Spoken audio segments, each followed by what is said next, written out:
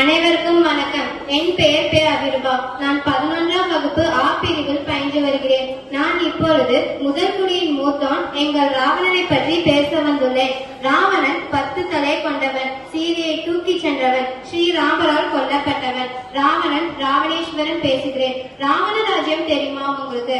கோட்டை சுவற்றை தாண்டுவதற்கு வெளிச்சம், காற்று, என் காலம் கூட நடுங்குவான். சொன்னது நான் கிடையாது, எதிராளி அனுமன். என் நகரத்தை சுத்தம் செய்வது தான் வென்றெடுத்த தேவாதி தேவர்கள். பாவம், என்னுடைய மக்களுக்கு கொண்டாட்டம் என்றால் என்னவென்று தெரியாது. காரணம், உலகத்தில் கவலை என்று ஒன்று இருந்தால்தானே கொண்டாட்டம் என்று இருப்பது தெரியும். இசையும் பாடலையும் மட்டுமே கேட்ட என் மக்களுக்கு ஒரு நாளும் அழுகையும் புலம்பலும் என்னவென்றே தெரியாது.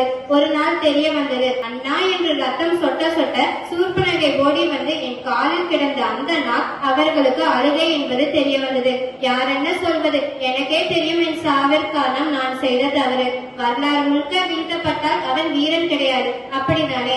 இனி 3 உலகத்திலும் என்னால் வெல்லப்படுவதற்கு எவனுமே கிடையாது என்று என் 20 கைகளையும் சும்மா வைத்திருப்பவன் நான் இல்லை.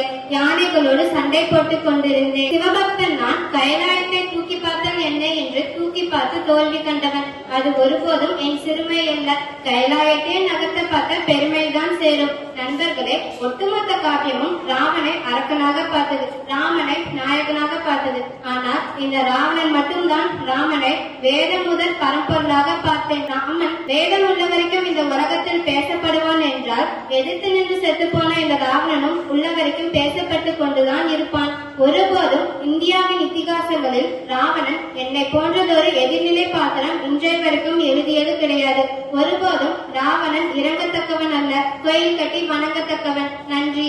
Kongunadu matric higher secondary school, Nallipalayam, Namakkal.